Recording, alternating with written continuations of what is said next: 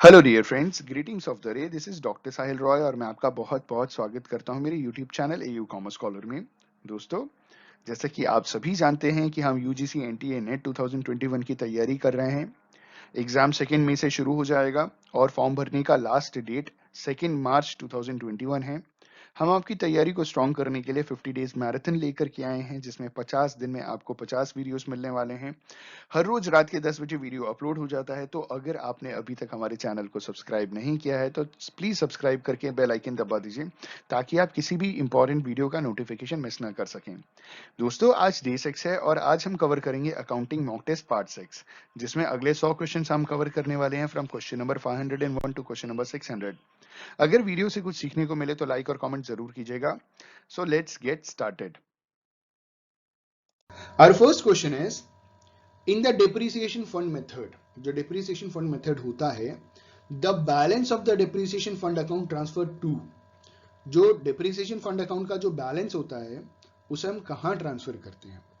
ठीक है, we have 4 options: asset account, second option depreciation account, third option general reserve, fourth option depreciation fund investment account। तो इस question का सही answer है जनरल रिजर्व। हम उसे कहाँ ट्रांसफर करेंगे? हम उसे जनरल रिजर्व में ट्रांसफर करेंगे। जो डेप्रीसिएशन फंड मेथड होता है वहां पे डेप्रीसिएशन फंड अकाउंट का जो बैलेंस होता है उसे हम जनरल रिजर्व में ट्रांसफर करते हैं।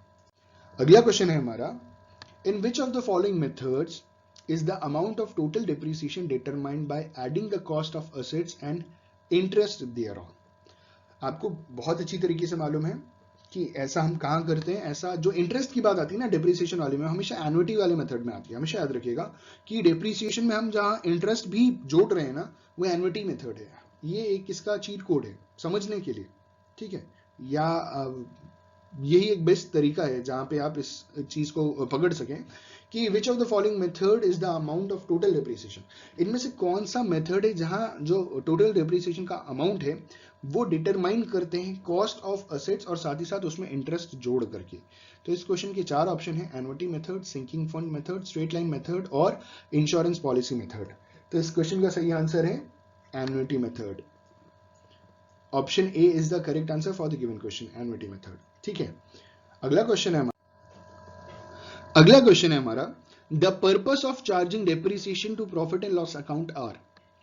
प्रॉफिट एंड लॉस अकाउंट में डेप्रीसिएशन चार्ज करने का पर्पस क्या है? We have 4 options. ठीक है, पहला ऑप्शन है to arrive at the scrap value of the asset. Asset की स्क्रैप वैल्यू तक पहुंचने के लिए, जानने के लिए कि असेट की स्क्रैप वैल्यू क्या है। दूसरा ऑप्शन है to present real financial position, जो फर्म है उसकी रियल फाइनेंशियल पोजीशन जानने के लिए।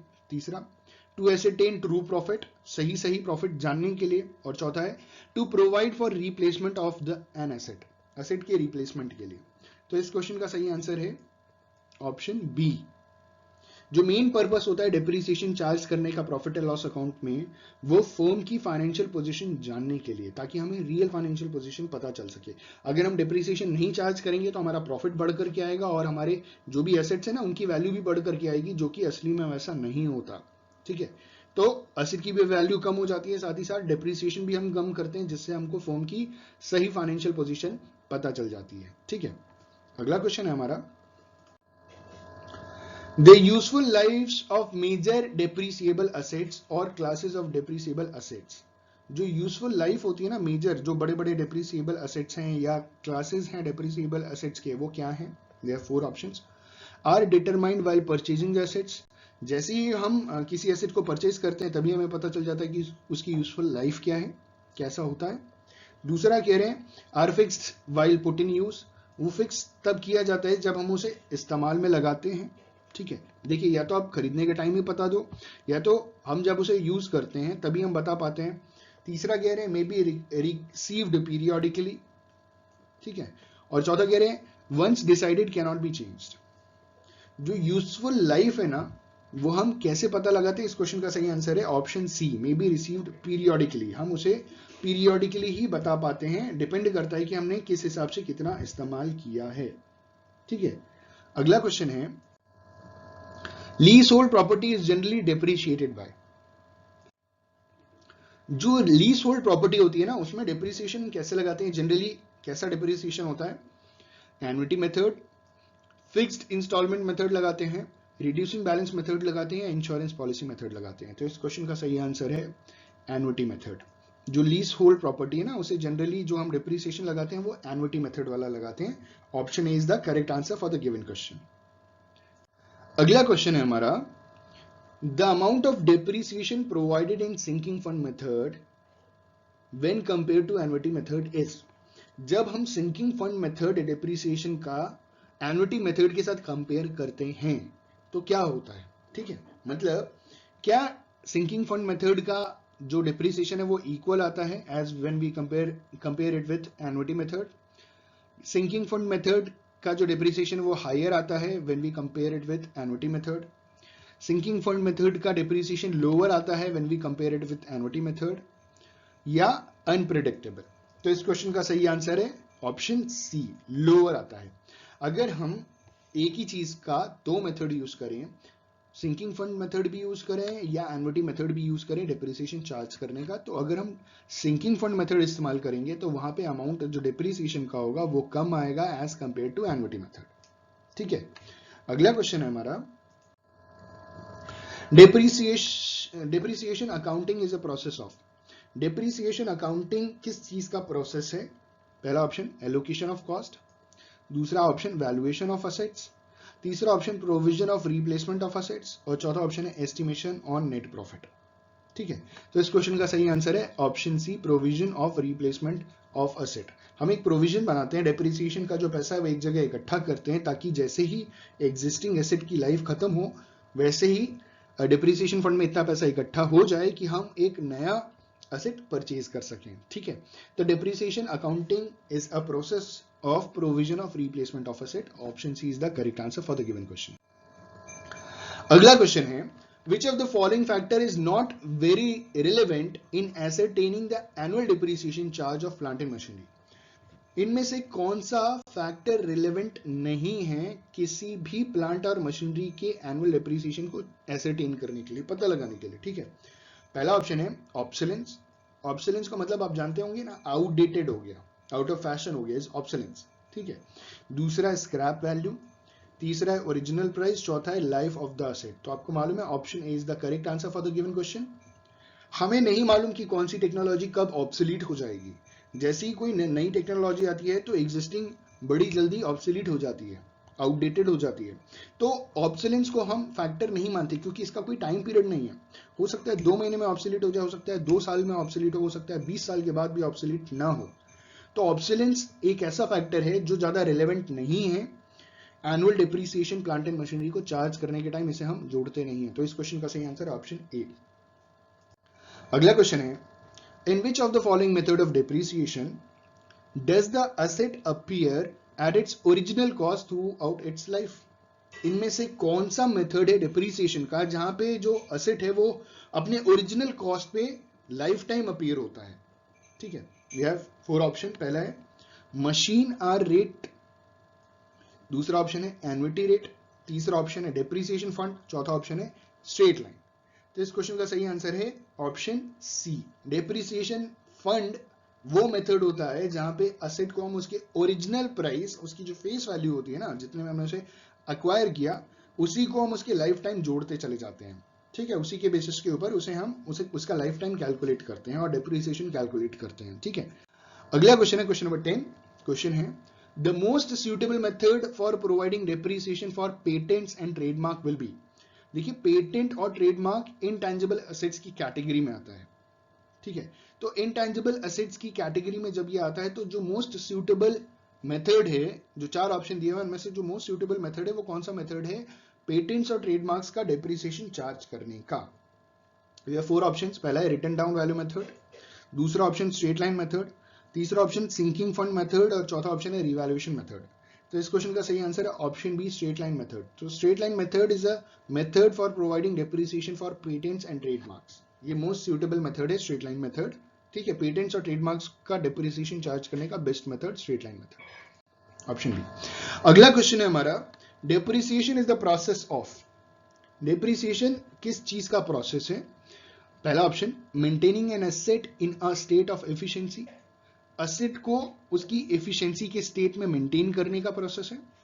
दूसरा ऑप्शन है asset valuation of assets, assets के वैल्यूएशन करने का तरीका है डेप्रिसिएशन। तीसरा ऑप्शन है allocation of an asset's cost to the period of life, जो असेट का कॉस्ट है उसको उसके लाइफ से हम एलोकेट करते हैं, डिवाइड कर देते हैं। और लास्ट में कह रहे हैं नन ऑफ द अबव। तो इस क्वेश्चन का सही आंसर है ऑप्शन सी। हम क्या करते हैं, डेप्रिसिएशन एक प्रोसेस है, प्रोसेस का मतलब सीक्वेंस ऑफ स्टेप्स या series of steps. Basically process में सीक्वेंस ऑफ स्टेप्स आता है, जहां पे हम क्या करते हैं कि एसेट की जो कॉस्ट होती है उसकी लाइफ से उसकी कॉस्ट को हम डिवाइड कर देते हैं। जैसे आपने 10 लाख रुपए का कोई मशीन खरीदा, ठीक है, और उसकी लाइफ टाइम जो है, लाइफ साइकिल है वो 10 साल है, तो आपने क्या किया, 10 लाख को 10 साल से डिवाइड कर दिया, तो पर ईयर क्या आ गया उसका कॉस्ट 1 लाख रुपए। तो हमने क्या किया कि हमने कॉस्ट ऑफ असेट को उसके लाइफ पीरियड से डिवाइड कर दिया ताकि हम डिप्रिसिएशन पर एनम पता लगा सकें। ठीक है, तो इस क्वेश्चन का सही आंसर है option C, allocation of an asset's cost to the period of life. अगला क्वेश्चन है revaluation may be deemed the most reliable method of providing depreciation in the case of. जो रिवैल्यूएशन है वो best method कहां माना जाता है, किस चीज में हम मानते हैं रिवैल्यूएशन करना, किस एसेट में हम रिवैल्यूएशन करना एक बेस्ट मेथड मानते हैं डेप्रिसिएशन चार्ज करने के लिए। पहला ऑप्शन है व्हीकल्स, दूसरा ऑप्शन है ऑफिस फर्नीचर्स, तीसरा ऑप्शन है लूज टूल्स और चौथा ऑप्शन है पेटेंट्स। तो इस क्वेश्चन का सही आंसर है लूज टूल्स। आप हमेशा याद रखिएगा लूज टूल्स में हम हमेशा रिवैल्यूएशन करते हैं लूज टूल्स का, ठीक है, और उसके बाद हम उसमें डेप्रिसिएशन चार्ज करते हैं। सबसे पहले उसकी वैल्यू पता लगाते हैं, उसके बाद उसमें हम डेप्रिसिएशन चार्ज करते हैं। तो इस क्वेश्चन का सही आंसर है ऑप्शन सी, लूज टूल्स। अगला क्वेश्चन है हमारा, depreciation is provided for, depreciation किसके लिए प्रोवाइड की जाती है? क्या हम डेप्रिसिएशन करंट एसेट्स के लिए प्रोवाइड कराते हैं, क्या हम डेप्रिसिएशन फिक्टिशियस एसेट के लिए प्रोवाइड कराते हैं, क्या डेप्रिसिएशन लिक्विड एसेट्स के लिए प्रोवाइड कराते हैं, या डेप्रिसिएशन हम फिक्स्ड एसेट के लिए प्रोवाइड कराते हैं नॉर्मली एक्सक्लूडिंग लैंड? तो इस क्वेश्चन का सही आंसर है ऑप्शन डी, जो डेप्रिसिएशन हम नॉर्मली प्रोवाइड कराते हैं ना वो फिक्स्ड एसेट्स के लिए प्रोवाइड कराते हैं जिसमें लैंड इंक्लूड नहीं होता, एक्सक्लूड होता है, क्योंकि लैंड में डेप्रिसिएशन नहीं होता, एप्रिसिएशन होता है। तो जितने भी फिक्स्ड एसेट्स होते हैं एक्सक्लूडिंग लैंड, सब में डेप्रिसिएशन दिया जाता है, ठीक है। अगला क्वेश्चन है, an asset is never reduced to zero in written down value method या रिड्यूसिंग बैलेंस मेथड। एसेट कभी भी एसेट की वैल्यू जीरो नहीं होती किस मेथड में, ठीक है, इनमें से कौन सा ऐसा डेप्रिसिएशन चार्ज करने का मेथड है जिसमें एसेट की वैल्यू जीरो नहीं होती है?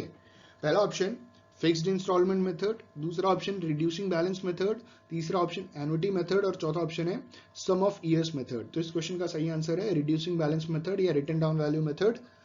इसमें कभी भी एसेट की वैल्यू जीरो नहीं होती है, ठीक है। Option B is the correct answer for the given question. अगला क्वेश्चन है हमारा कि accounting standard 6 requires disclosure of AS 6, accounting standard 6 में किस चीज के डिस्क्लोजर की बात की जा रही है? We have 4 options. पहला ऑप्शन द हिस्टोरिकल कॉस्ट और the amount substituted. Historical cost का मतलब ये होता है जिस अमाउंट में या जिस कॉस्ट में हमने किसी एसेट को अक्वायर किया है। द हिस्टोरिकल कॉस्ट और the amount substituted, depreciation for the period and related accumulated depreciation for each class of assets, ठीक है। दूसरा कह रहे हैं डेप्रिसिएशन मेथड यूज्ड, तीसरा कह रहे हैं कि depreciation rate of useful life of asset if they are different from the principal rate specified in the statute governing the enterprise, और आखिरी option all of the above. तो इस क्वेश्चन का सही आंसर है ऑल ऑफ द अबव। जो accounting standard 6 है उसमें ये तीनों बातें लिखी गई हैं, हमें तीनों चीजें डिस्क्लोज करने की जरूरत होती है। अगला क्वेश्चन है हमारा, the main objective of providing depreciation is to. जो मेन ऑब्जेक्टिव है डेप्रिसिएशन का वो क्या है, क्यों हम प्रोवाइड कराते हैं डेप्रिसिएशन? पहला to create secret reserve, secret reserve provide कराने के लिए। दूसरा कह रहे हैं reduce the book value of asset, asset की बुक वैल्यू रिड्यूस करने के लिए। तीसरा कह रहे हैं वैल्यू असेट्स प्रॉपरली, और चौथा कह रहे हैं एलोकेट कॉस्ट ऑफ असेट्स। तो इस क्वेश्चन का सही आंसर है एलोकेट कॉस्ट ऑफ असेट्स। उस असेट के कॉस्ट को हम एलोकेट करने के लिए डेप्रिसिएशन प्रोवाइड कराते हैं। हम सीक्रेट रिजर्व के लिए डेप्रिसिएशन नहीं बनाते, हम बुक वैल्यू रिड्यूस करने के लिए डेप्रिसिएशन नहीं बनाते, हम assets value assets properly, asset की प्रॉपर वैल्यू पता लगाने के लिए हम डेप्रिसिएशन नहीं करते। जो मेन ऑब्जेक्टिव होता है डेप्रिसिएशन का वो allocate the cost of asset. Option D is the correct answer for the given question. अगला question, if depreciation is calculated on the basis of formula, अगर डेप्रिसिएशन अगर हम एक फॉर्मूले द्वारा कैलकुलेट करें और फॉर्मूला है n bracket n plus one, sorry ये यहाँ इक्वल टू हो गया n bracket n plus one whole divided by 2, ठीक है। अगर हम डेप्रिसिएशन इस फॉर्मूले के बेसिस के ऊपर कैलकुलेट करें, then which of the following method is adopted, तो इनमें से कौन सा मेथड अडॉप्ट किया जाएगा।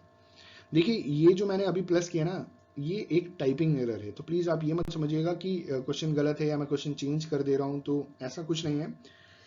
ये टाइपिंग एरर है, टाइपिंग एरर की वजह से ये एक प्रॉब्लम आई है, ठीक है। तो अगर हम डेप्रिसिएशन इस फॉर्मूले द्वारा कैलकुलेट करें, formula n bracket n plus one divided by 2, तो इनमें से कौन सा मेथड अडॉप्ट करना पड़ेगा। पहला है डिमिनिशिंग वैल्यू मेथड, दूसरा है एन्युटी मेथड, तीसरा है sum of the years digit method, चौथा है सिंकिंग फंड मेथड। तो इस क्वेश्चन का सही आंसर है एन्युटी मेथड, जहां पे हम इंटरेस्ट भी चार्ज करते हैं, ठीक है। तो एन्युटी मेथड में हम अगर हम डेप्रिसिएशन किसी फॉर्मूले के बेसिस के ऊपर कैलकुलेट करेंगे तो वहां पे एन्युटी मेथड आएगा। वैसे सबके लिए कुछ ना कुछ फॉर्मूला है, लेकिन एन्युटी मेथड के लिए n bracket n plus one divided by 2 is a given formula होता है ऐसा। Option B is the correct answer for the given question. अगला question, writing off the expired cost of an intangible asset is cost। जो intangible asset है उसका expired cost को write off करने के लिए हम क्या बोलते हैं, ठीक है।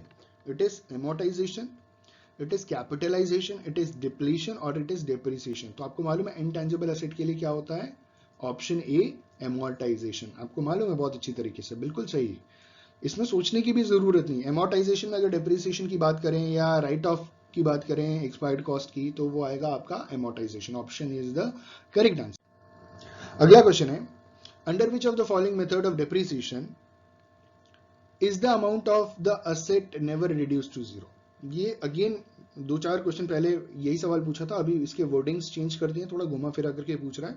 इन्होंने पूछा है कि 4 ऑप्शन नीचे दिए हुए हैं, इनमें से कौन सा मेथड हम डेप्रिसिएशन का फॉलो करेंगे जहां पे असेट की वैल्यू कभी जीरो नहीं आएगी, ठीक है। पहला ऑप्शन स्ट्रेट लाइन मेथड, दूसरा ऑप्शन डिमिनिशिंग बैलेंस मेथड, तीसरा option sum of the years digit method और चौथा है एन्युटी मेथड। तो इस क्वेश्चन का सही आंसर है option B diminishing balance method. वो मेथड होता है जहां पे कभी भी एसेट की वैल्यू जीरो नहीं होती है। Option B is the correct answer for the given question. अगला क्वेश्चन है, charging the period for the proportionate cost of an intangible asset is termed as, ठीक है। किसी भी इनटेंजिबल एसेट्स के टाइम पीरियड को प्रोपोर्शनेटली जब हम चार्ज करते हैं तो उसे हम क्या कहते हैं, it is called depreciation. Again आया है इनटेंजिबल एसेट, आपको मालूम है इस क्वेश्चन का आंसर क्या होने वाला है, ठीक है।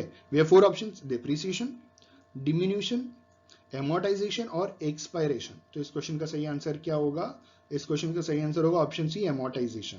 इनटेंजिबल एसेट्स का जो टाइम पीरियड होता है उसको प्रोपोर्शनेटली जब हम चार्ज करते हैं ना, तो उसे हम क्या बोलते हैं, उसे हम एमोर्टाइजेशन कहते हैं। Option C is the correct answer for the given question. अगला क्वेश्चन है हमारा, obsolescence means decline in the value due to. Obsolescence का मतलब ऑब्सोलेंस का मतलब डिक्लाइन करना। रीजन क्या है डिक्लाइन करने के पीछे, ठीक है। We have 4 options. पहला कह रहे हैं fall in the market price. जब मार्केट प्राइस फॉल करती है तो क्या कोई जो असेट है वो ऑब्सोलीट हो जाता है, ऑब्सोलेंस आता है। ऑब्सोलेंस का मतलब होता है आउटडेटेड, पुराना हो गया, पुरानी टेक्नोलॉजी हो गई, ठीक है। तो अगर मार्केट प्राइस कम हो गया तो क्या कोई चीज ऑब्सोलीट हो गई।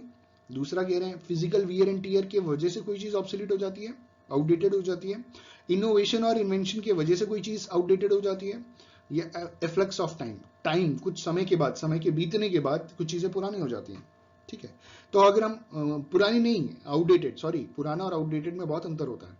तो इस क्वेश्चन का सही आंसर है option C innovation and invention. जब कोई चीज इनोवेट और इन्वेंट होती है तो एग्जिस्टिंग टेक्नोलॉजी असेट्स सबके सब क्या हो जाते हैं, ऑब्सोलीट हो जाते हैं, पुराने हो जाते हैं। तो इस क्वेश्चन का सही आंसर ऑप्शन सी।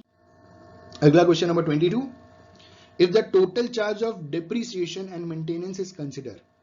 अगर हम डेप्रिसिएशन और मेंटेनेंस किसी एसेट का टोटल चार्ज कंसिडर करें, the method which would provide a uniform charge is. वो कौन सा मेथड है जो एक बराबर चार्ज प्रोवाइड कराएगा, annuity method, straight line method, diminishing balance method या इंश्योरेंस पॉलिसी मेथड। तो इस क्वेश्चन का सही आंसर होगा डिमिनिशिंग बैलेंस मेथड, ठीक है, ऑप्शन सी। अगर हम as a total charge depreciation और मेंटेनेंस को कंसीडर करते हैं जोड़ करके, तो जो यूनिफॉर्म चार्ज करने का जो मेथड होगा वो डिमिनिशिंग बैलेंस मेथड होगा, दोनों में बराबरी बराबरी रिड्यूस होगा। ठीक है, अगला question, which one of the following depreciation method is, माफ कीजिएगा यहाँ पे भी टाइपिंग एरर है, इड आईडी लिखा है, इड इज होगा, which one of the following depreciation method is most suitable for a coal mine. आपको मालूम है डिप्लेशन मेथड कोल माइन के लिए होता है, तो उसके लिए ऑप्शन पढ़ने की भी जरूरत नहीं है। Depletion method most suitable method है कोल माइनिंग के लिए, क्योंकि उसको हम वेस्टिंग एसिड भी कंसिडर करते हैं और वो वहां पे एसिड्स का डिप्लेशन होता है, नेचुरल रिसोर्सेज का डिप्लेशन होता है। ठीक है, तो depletion method is the right answer. अगला क्वेश्चन है, the cost of a machinery with a life span of 5 years is 1 lakh रुपए। एक मशीनरी जिसकी कॉस्ट 1 लाख रुपए और उसका लाइफ स्पैन 5 साल है, with a scrap value of 10,000 rupees, और स्क्रैप वैल्यू 10,000 है। The depreciation for the first year should be, तो जो पहला साल है उसका जो डेप्रिसिएशन है वो कितना होगा, वो 16,000 होगा, वो 18,000 होगा, वो 30,000 होगा या 36,000 होगा। तो इस क्वेश्चन का सही आंसर है 18,000 होगा, ऑप्शन बी। रीजन, 1 लाख रुपए को हम क्या करेंगे, 10,000 स्क्रैप वैल्यू से माइनस कर देंगे। ठीक है, जब हमने माइनस कर दिया तो आंसर है 90,000, और 90,000 को जब हम 5 ईयर से डिवाइड करेंगे तो 18,000 हमारा आएगा उसका डेप्रिसिएशन का अमाउंट। तो इस क्वेश्चन का सही आंसर है ऑप्शन बी, 18,000। इस वीडियो का आखिरी क्वेश्चन है, क्वेश्चन नंबर 25, और क्वेश्चन है, the depreciation amount provide in the annuity method as compare to sinking fund method is.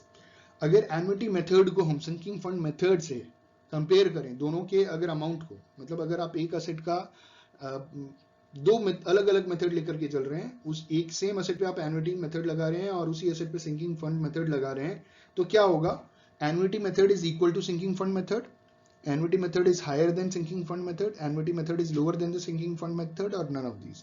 तो इस क्वेश्चन का सही आंसर होगा annuity fund is always greater than or higher than sinking fund method। ठीक है, one of the reason for charging depreciation is to provide funds for the dash of the assets। ठीक है, depreciation charge करने का एक reason ये है कि जो हमें फंड मिलता है उससे हम क्या कर सकते हैं। ठीक है, वी हैव 4 ऑप्शंस। पहला ऑप्शन है एमोर्टाइजेशन ऑफ असेट्स हो सकता है। एमोर्टाइजेशन की अगर हम बात करें तो एमोर्टाइजेशन कहते हैं किसमें, एमोर्टाइजेशन का मतलब होता है इट्स अ प्रोसेस और action of gradually writing of the initial cost of assets. ठीक है, एमोर्टाइजेशन करने के लिए हम डेप्रिसिएशन चार्ज करते हैं।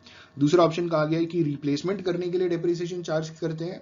तीसरा ऑप्शन है राइट ऑफ करने के लिए चार्ज किया जाता है, या चौथा डिस्पोजल करने के लिए, एसेट को डिस्पोज ऑफ करने के लिए हम डेप्रिसिएशन चार्ज करते हैं। तो इस क्वेश्चन का सही आंसर होना चाहिए ऑप्शन बी, रिप्लेसमेंट करने के लिए हम डेप्रिसिएशन अकाउंट बनाते हैं, वहां पे पैसा जमा करते हैं, और जब एक अच्छा खासा पैसा इकट्ठा हो जाता है तो हम अपने एसेट को रिप्लेस कर लेते हैं after a certain period of time, या उसकी जो भी लाइफ टाइम है उसके बाद। ठीक है, अगला क्वेश्चन है हमारा, the wear and tear of most of the fixed assets leads to dash of that asset. जो ज्यादातर फिक्स्ड एसेट्स में वियर एंड टियर होता है ना, वियर एंड टियर, तो उससे क्या होता है उस एसेट्स का, वी हैव 4 ऑप्शंस। पहला ऑप्शन है एसेट्स में डेप्रिसिएशन हो जाता है, दूसरा ऑप्शन एप्रिसिएशन हो जाता है, तीसरा ऑप्शन रिवैल्यूएशन किया जाता है एसेट का, और चौथा इवेपोरेशन हो जाता है एसेट का। वाह भाई वाह, क्या क्या एग्जांपल देते हैं, मतलब ऑप्शंस है। तो इस क्वेश्चन का सही आंसर होना चाहिए option A, depreciation. The wear and tear of most of the fixed assets leads to depreciation of that asset। ठीक है, तो option A is the correct answer for the given question. अगला question है हमारा, the depreciation account is closed at the end of the year by transfer to the dash.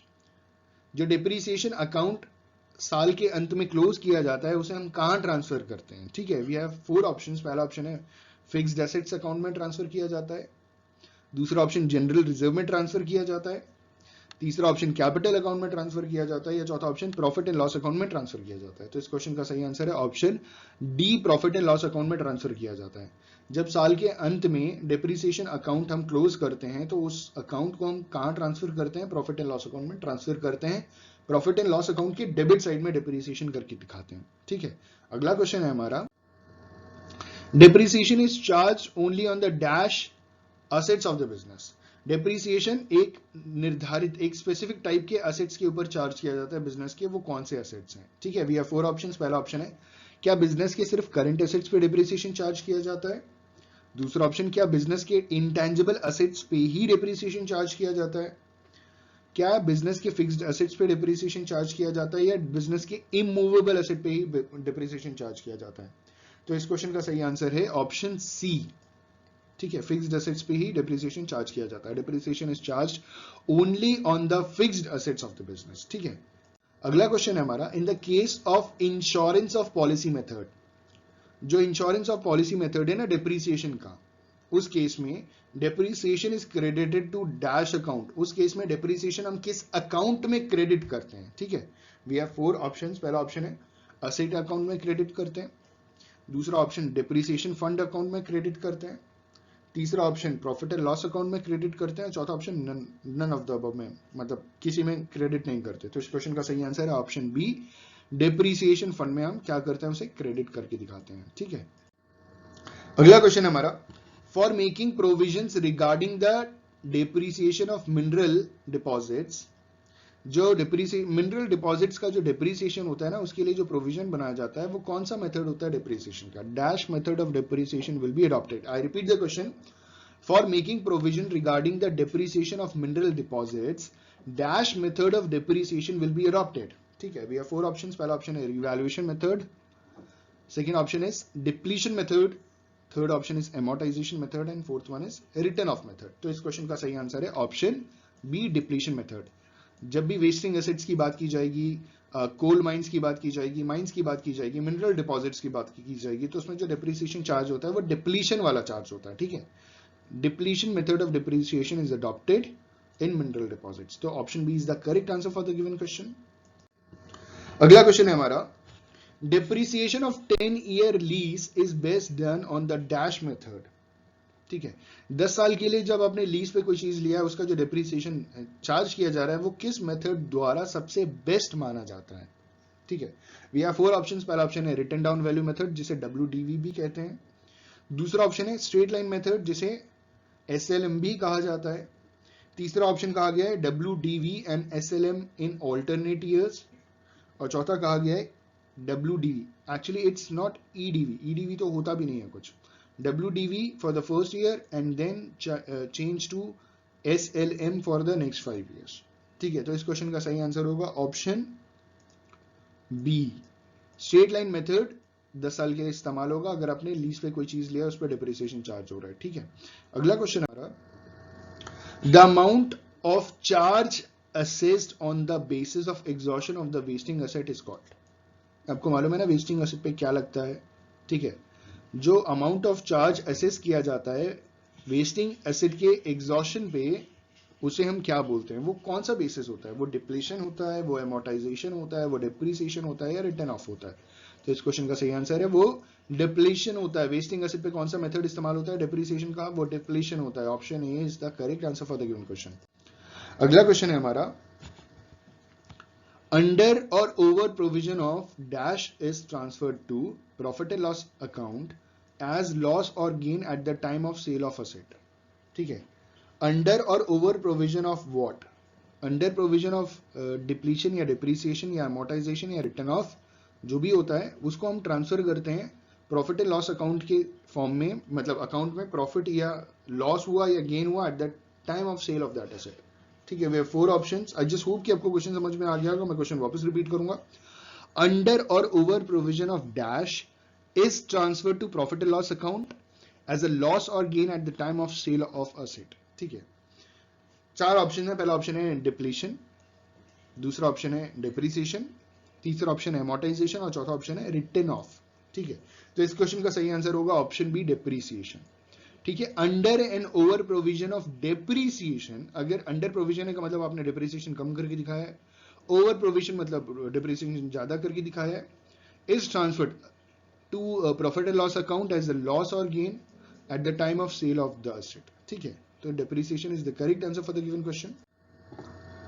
अगला question है हमारा, given दिया हुआ है कुछ, lease for 5 year is ₹5,000। Lease 5 साल का 5,000 रुपए है, रेट ऑफ इंटरेस्ट 5% है, reference to the annuity table is 0.230975, और जो डिप्रिसिएशन पर ईयर का होगा वो हमें पता लगाना है। ठीक है, I repeat the question, lease for 5 year is ₹5,000, rate of interest is 5%, reference to annuity table is 0.230975, depreciation per year क्या होना चाहिए? तो इस क्वेश्चन का जो सही आंसर है और जो मैंने सॉल्व किया और सही आंसर आया वो भी सही था, वो है ऑप्शन डी 1154.88।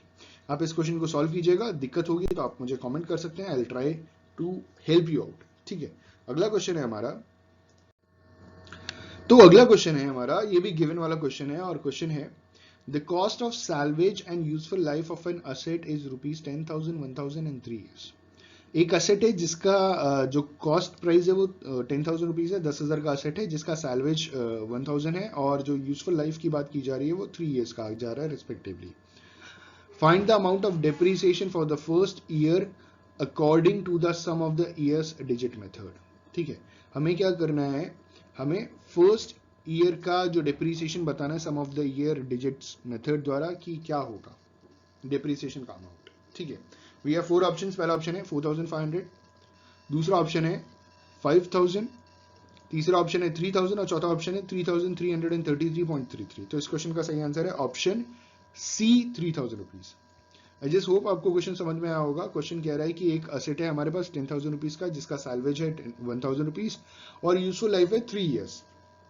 ठीक है, आपको क्या करना है, आपको डेप्रिसिएशन का अमाउंट बताना है पहले साल का और sum of the years digit method apply करके। तो इस क्वेश्चन का सही आंसर है ऑप्शन सी, 3,000 रुपीज। अगला क्वेश्चन है हमारा, mark out the method in which assets account appearing at its original cost throughout its life. आपको एक मेथड बताना है, डेप्रिसिएशन का नीचे ये कुछ मेथड्स बताए गए हैं। ठीक है, यहां पे इन्होंने पूछा है कि mark out the method in which the assets account appear at its original cost throughout its life. ठीक है, तो जो असेट अकाउंट होगा ना वो अपने लाइफ टाइम तक उसके ओरिजिनल कॉस्ट पे रहेगा।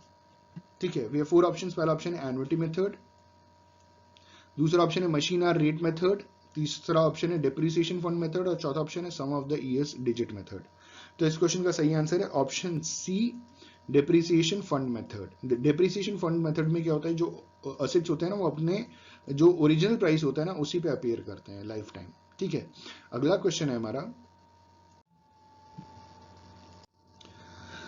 अगला क्वेश्चन है हमारा, an asset with a useful life of 5 years। एक असेट है जिसका यूजफुल लाइफ कितना है, 5 साल। ठीक है, is to be depreciated by the sum of the years digit method. उसमें जो डेप्रिसिएशन हम चार्ज करेंगे उसका जो मेथड होगा वो sum of the years digit method होगा। ठीक है, what will be the denominator of the depreciation fraction for the second year. तो जो डेप्रिसिएशन का फ्रैक्शन होगा उसमें सेकेंड ईयर का डिनोमिनेटर क्या होगा। We have 4 options. पहला ऑप्शन है 5, दूसरा ऑप्शन है 10, तीसरा ऑप्शन है 12 और चौथा ऑप्शन है 15। तो इस क्वेश्चन का सही आंसर है ऑप्शन डी, 15। जब आप इस क्वेश्चन को सॉल्व करेंगे तो आपका भी यही आंसर आएगा और यही आंसर आना भी चाहिए। ठीक है, अगला क्वेश्चन है हमारा, an asset with a useful life of 5 years। एक असेट है जिसका यूजफुल लाइफ 5 साल है, is to be depreciated by the sum of the years digit method. उसमें जो डेप्रिसिएशन चार्ज करेंगे वो sum of the years digit method होना चाहिए। What will be the numerator of the depreciation fraction for the second year. जो second year होगा उसका जो फ्रैक्शन होगा उसका न्यूमरेटर क्या होगा। ठीक है, न्यूमरेटर का मतलब जो हम ऊपर लिखेंगे, आपको मालूम है ना फ्रैक्शन को पी बाई क्यू के फॉर्म में लिखा जाता है, तो जो ऊपर लिखा जाता है वो न्यूमरेटर होता है, जो नीचे लिखा जाता है उसको हम डिनोमिनेटर कहते हैं। तो इन्होंने सवाल पूछा है कि दूसरे ईयर का जो फ्रैक्शन होगा ना डेप्रिसिएशन का, उसका न्यूमरेटर क्या होगा। We have 4 options. पहला ऑप्शन है 4, दूसरा ऑप्शन 3, तीसरा ऑप्शन 2, चौथा ऑप्शन 1। इस क्वेश्चन को जब आप सॉल्व करेंगे तो आपका आंसर भी 4 आना चाहिए क्योंकि 4 इज द राइट आंसर। ठीक है, अगला क्वेश्चन है हमारा। अच्छा, ऐसे क्वेश्चन को सॉल्व करने में अगर दिक्कत हो तो आप कॉमेंट कीजिएगा, मैं कॉमेंट में सोल्यूशन जरूर दूंगा। ठीक है, आपको दिक्कत नहीं होगी। अगला क्वेश्चन है हमारा, from among the following expenditures incurred in connection with the acquisition of new machinery which should not be charged to asset account। इन्होंने कहा है कि एक नई मशीनरी का एक्विजिशन करने के टाइम, एक्विजिशन का मतलब होता है अक्वायर करने के टाइम कुछ खर्चे हुए हैं। ठीक है, एक्सपेंडिचर इनकर्ड हुआ है तो उसे हम किस अकाउंट में नहीं, which should not be charge in the asset account, उसे हम असेट अकाउंट में नहीं लिखेंगे। तो ऐसा कौन से चार्जेस हैं। ठीक है, वी हैव 4 ऑप्शंस। पहला ऑप्शन है फ्रेट चार्जेस, दूसरा ऑप्शन है इंश्योरेंस वाइल इन ट्रांसिट, तीसरा ऑप्शन है हमारा interest on funds borrowed to make the purchase और चौथा है ऑल द अबव। तो इस क्वेश्चन का सही आंसर होगा ऑप्शन सी। हमने कोई असेट खरीदने के लिए ना कहीं से फंड बोरो किया और उस फंड पे हम इंटरेस्ट भर रहे हैं। ठीक है, मैंने कार खरीदने के लिए लोन लिया बैंक से 10 लाख रुपए, और उस लोन पे मैं 2 लाख रुपए एडिशनल लोन का इंटरेस्ट भर दे रहा हूँ, ठीक है। तो ये जो 2 लाख एडिशनल मैंने लोन पे भरा है उसे मैं एसेट अकाउंट में नहीं दिखा सकता, मैं सिर्फ 10 ही लाख रुपए दिखाऊंगा जो मैंने लोन लिया। तो यही इन्होंने बोला है कि जब हम कोई नई मशीनरी एक्वायर करते हैं तो उसमें कुछ खर्चे हम शो करके दिखाते हैं, तो इनमें से कौन सा खर्चा हम नहीं शो करके दिखाते। तो इन्होंने बोला कि जब हम कोई फंड उधार लेते हैं उसमें जो इंटरेस्ट भरा जाता है वो हम असेट अकाउंट में शो करके नहीं दिखाते। तो इस क्वेश्चन का सही आंसर है option C, interest on funds borrowed to make the purchase को हम असेट अकाउंट में नहीं शो करते। अगला क्वेश्चन है हमारा, the normal balance in accumulated depreciation account is equal to, जो एक्यूमुलेटेड डेप्रिसिएशन अकाउंट है उसका जो नॉर्मल बैलेंस है ना वो किसके बराबर होता है। We have 4 options. पहला ऑप्शन है कॉस्ट ऑफ द असेट्स, दूसरा ऑप्शन है depreciation to be provided up to the date, तीसरा ऑप्शन है total depreciation provided up to the date, और चौथा ऑप्शन है depreciated value of the asset. तो इस क्वेश्चन का सही आंसर है option C, total depreciation provided up to date. ठीक है, अगला क्वेश्चन है हमारा, the accumulate, actually it's accumulated depreciation, accumulate depreciation नहीं होता, एक्यूमुलेटेड डेप्रिसिएशन होता है। The accumulated depreciation account has a, जो एक्यूमुलेटेड डेप्रिसिएशन है ना उस अकाउंट में क्या होता है, सिर्फ डेबिट बैलेंस होता है, पहला ऑप्शन। दूसरा ऑप्शन क्रेडिट बैलेंस ओनली, तीसरा ऑप्शन आइदर डेबिट और क्रेडिट बैलेंस, और चौथा option fluctuating debit and credit balance. तो इस क्वेश्चन का सही आंसर होगा option B, credit balance only. जो एक्यूमुलेटेड डेप्रिसिएशन अकाउंट होता है उसमें क्या बैलेंस होगा, सिर्फ क्रेडिट बैलेंस होगा। ठीक है, अगला क्वेश्चन है हमारा, which of the following assets does not suffer depreciation, इनमें से कौन सा असेट ऐसा है जिसमें डेप्रिसिएशन लगता ही नहीं। ठीक है, वी हैव 4 ऑप्शंस। पहला ऑप्शन है प्लांट इन मशीनरी, दूसरा ऑप्शन है कंप्यूटर, तीसरा ऑप्शन है एंटीक, अब एंटीक का मतलब एंटीक आइटम्स, और लास्ट है नेचुरल रिसोर्सेज। तो इस क्वेश्चन का सही आंसर है antique items, option C. Antique जो चीजें होती हैं उनकी वैल्यू बढ़ती चली जाती है, उसमें डेप्रिसिएशन चार्ज नहीं होता है। अगला क्वेश्चन है हमारा, which of these gives the 2 basic methods of depreciation, इनमें से कौन से 2 बेसिक मेथड है डेप्रिसिएशन के। ठीक है, देयर 4 ऑप्शंस। पहला ऑप्शन है straight line and sinking fund, ये 2 मेथड है डेप्रिसिएशन का जो बेसिक मेथड है। दूसरा ऑप्शन है स्ट्रेट लाइन और रिड्यूसिंग बैलेंस, क्या ये 2 मेथड है। तीसरा ऑप्शन है हमारा reducing balance and sinking fund, और चौथा ऑप्शन है annuity fund and sinking fund. तो इस क्वेश्चन का सही आंसर है option B, straight line and reducing balance. Option B is the correct answer for the given question. हमने कई बार पढ़ा है डेप्रिसिएशन के मेथड, स्ट्रेट लाइन मेथड और रिड्यूसिंग बैलेंस मेथड, जिसे हम रिटन डाउन वैल्यू मेथड भी कहते हैं। तो ये 2 बेसिक मेथड्स हैं डेप्रिसिएशन चार्ज करने के। तो इस क्वेश्चन का सही आंसर है option B, straight line and reducing balance method. अगला क्वेश्चन है हमारा, the term depletion generally used for depreciation of, जो टर्म है ना डिप्लीशन, वो जनरली इस्तेमाल किया जा रहा है डेप्रिसिएशन, किस चीज के डेप्रिसिएशन के लिए। ठीक है, बहुत अच्छा क्वेश्चन है। We have 4 options. पहला ऑप्शन है इंटेंजिबल एसेट्स, दूसरा ऑप्शन है स्मॉल वैल्यू आइटम, तीसरा ऑप्शन है नेचुरल रिसोर्सेज, और चौथा ऑप्शन है बिल्डिंग। तो आपको मालूम है डिप्लीशन कहां चार्ज होता है, बिल्कुल सही जवाब, नेचुरल रिसोर्सेज में डिप्लीशन लगता है। जो डिप्रिसिएशन का जो फॉर्मूला तरीका होता है ना, जो मेथड होता है नेचुरल रिसोर्सेज में, वो डिप्लीशन होता है। तो option C is the correct answer, the term depletion generally use for depreciation of natural resources. अगला क्वेश्चन है हमारा, what an asset is depreciated. ठीक है, what an asset is depreciated, we have 4 options. ये पूरा का पूरा स्टेटमेंट है, देखिएगा कौन सा स्टेटमेंट इसमें फिट बैठ रहा है। ठीक है, accumulated depreciation increases and net block of asset decreases. इन्होंने कहा कि जब एक असेट डिप्रिशिएट होता है तो क्या होता है। ठीक है, तो पहला ऑप्शन कहा है कि एक्यूमुलेटेड डेप्रिसिएशन इंक्रीज होगा और net block of asset decrease होगा। दूसरा कह रहे हैं एक्यूमुलेटेड डेप्रिसिएशन डिक्रीज होगा, net block of asset increase होगा। तीसरा कह रहे हैं बोथ एक्यूमुलेटेड डेप्रिसिएशन और नेट ब्लॉक इंक्रीज करेगा, और चौथा कह रहे हैं both accumulated depreciation net block decrease करेगा।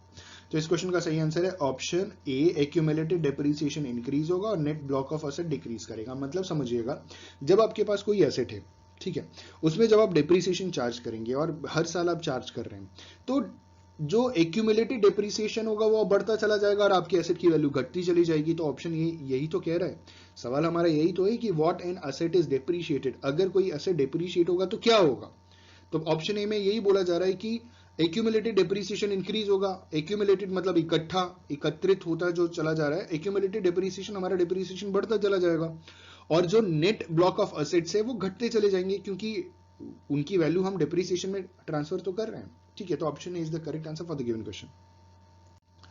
अगला क्वेश्चन है हमारा, failure to provide depreciation will lead to, अगर हम डेप्रिसिएशन प्रोवाइड नहीं कर पा रहे प्रॉपर तरीके से या नहीं दे पा रहे तो उसका क्या इंपैक्ट पड़ेगा। ठीक है, ओवर स्टेटमेंट ऑफ प्रॉफिट, कैसे हमारा प्रॉफिट बढ़ा हुआ दिखेगा। दूसरा ऑप्शन है अंडर स्टेटमेंट ऑफ प्रॉफिट, कैसे हमारा प्रॉफिट घटा हुआ दिखेगा, रिड्यूस होकर के दिखेगा। तीसरा option under valuation of assets in balance sheet, क्या हमारा जो असेट है बैलेंस शीट में वो अंडर वैल्यू होकर के दिखेगा, या नन ऑफ द अबव। तो इस क्वेश्चन का सही आंसर है option A, over statement of profit. जब हम अपने जो भी हमारा असेट है उसमें अगर हम प्रॉपर तरीके से डेप्रिसिएशन नहीं दिखाते, तो जब हमने डेप्रिसिएशन नहीं दिखाया, आपको मालूम है ना डेप्रिसिएशन हम प्रॉफिट एंड लॉस अकाउंट की डेबिट साइड दिखाते हैं।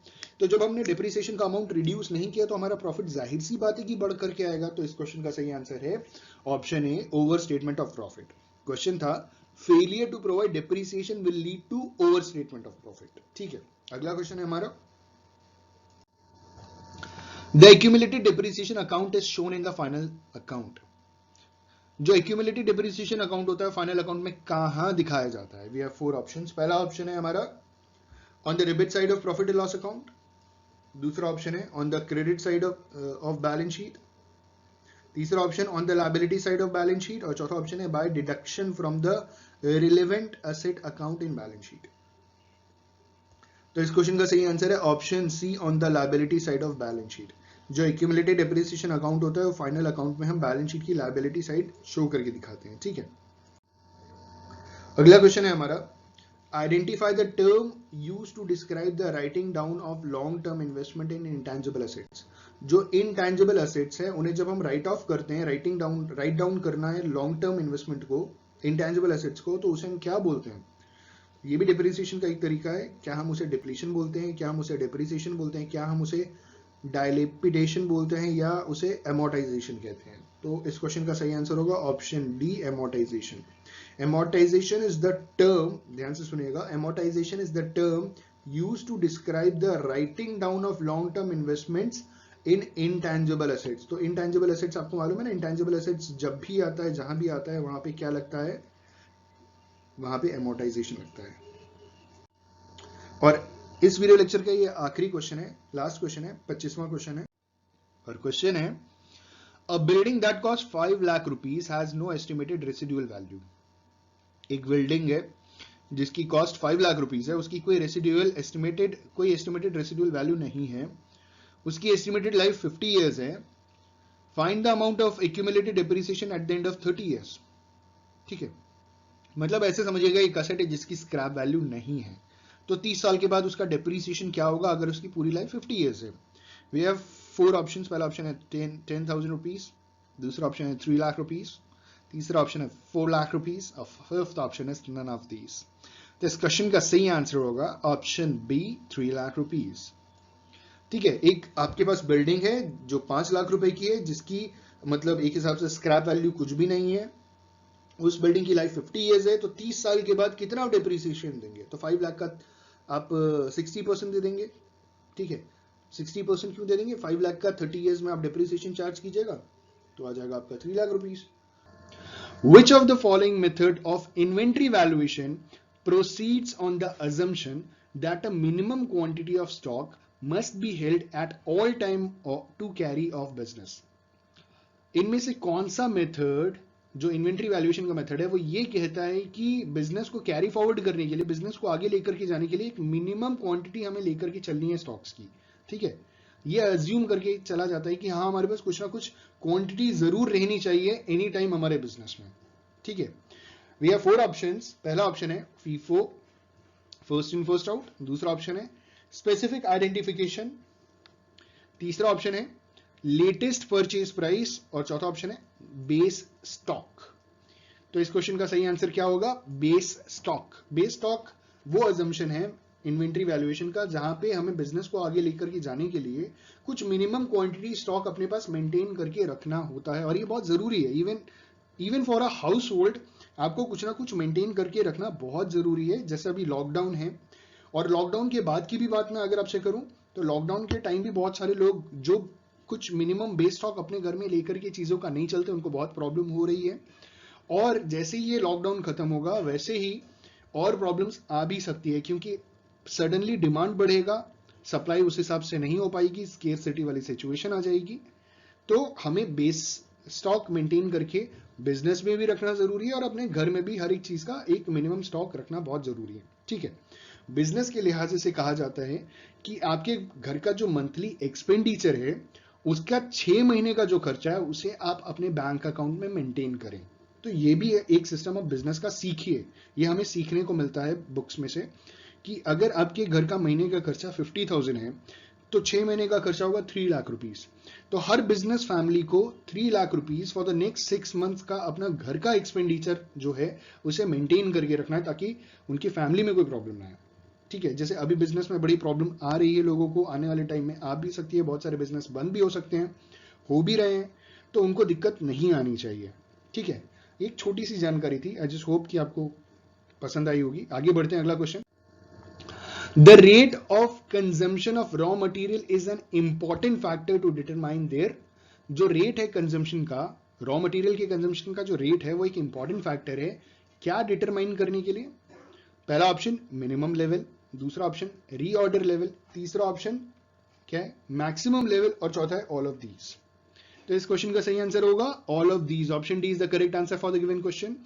जो कंजम्पशन का रेट है रॉ मटेरियल्स का वो एक इंपॉर्टेंट फैक्टर है, जिससे हम मिनिमम लेवल पता लगा सकते हैं, रीऑर्डर लेवल पता लगा सकते हैं, और मैक्सिमम लेवल भी पता लगा सकते हैं। ठीक है, तो ये option D is the correct answer for the given question. अगला क्वेश्चन है हमारा, stock valuation is done at the latest price under the. जो स्टॉक वैल्यूएशन है वो किया जाता है लेटेस्ट प्राइस पे अंडर विच मेथड? ठीक है, वी हैव 4 मेथड्स।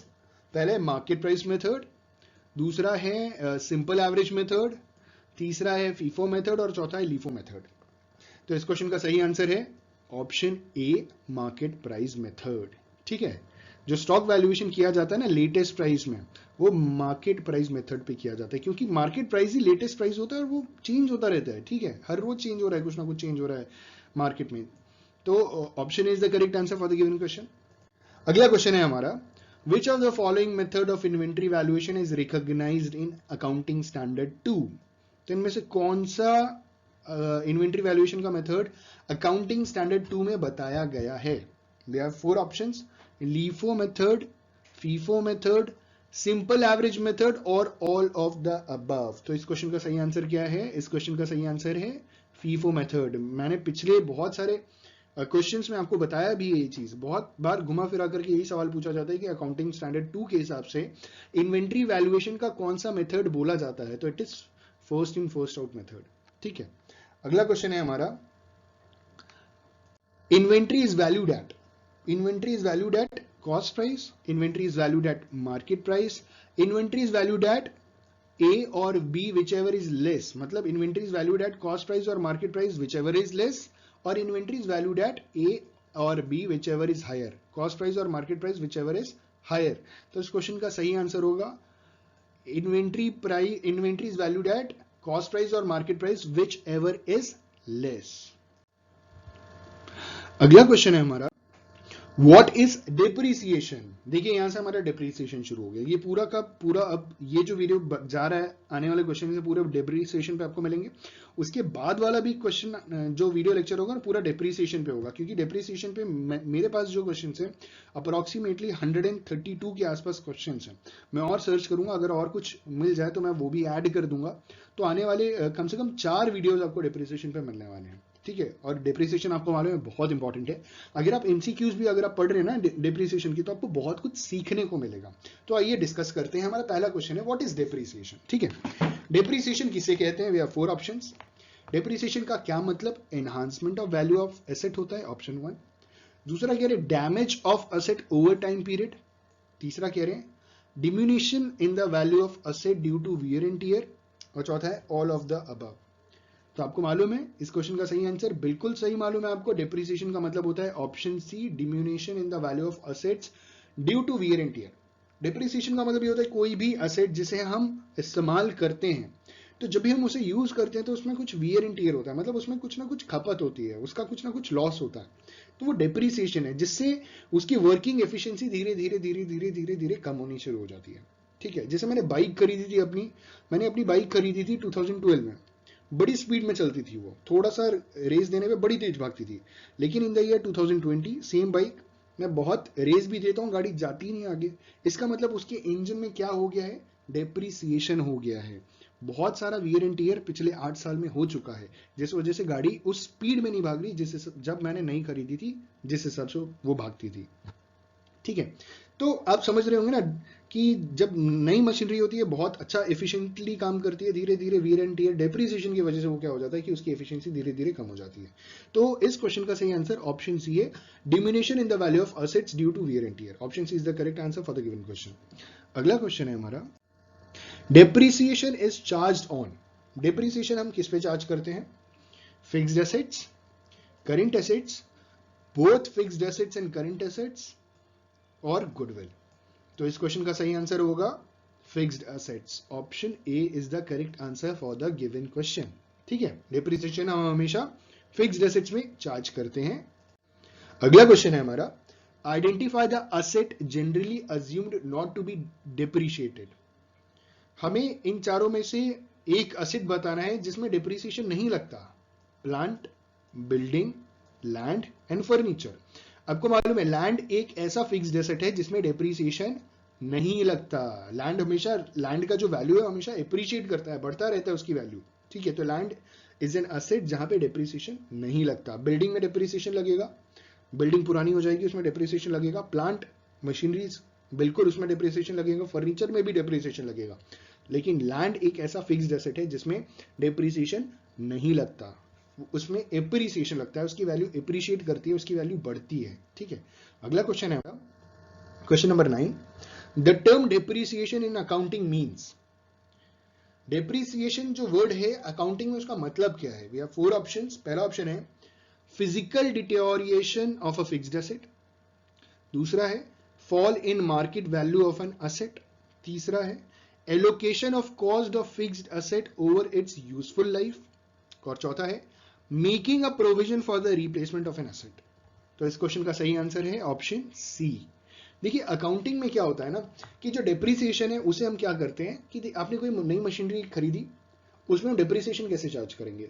हम सबसे पहले उसकी जो कॉस्ट प्राइस है, जितने आप खरीद करके लाए हैं, उसमें हम उसका स्क्रैप वैल्यू डिडक्ट कर देंगे। हमें मालूम है कि इसकी लाइफ 10 साल है, 10 साल के बाद ये इतने रुपए में बिक जाएगा। 10 लाख रुपए की आपने कार खरीदी, 10 साल के बाद वो कार 1 लाख रुपए में बिक जाएगी। ठीक है, हम अज्यूम कर ले रहे हैं। स्क्रैप वैल्यू कितनी है, 1 लाख रुपीज। कॉस्ट प्राइस कितना है, 10 लाख रुपीज।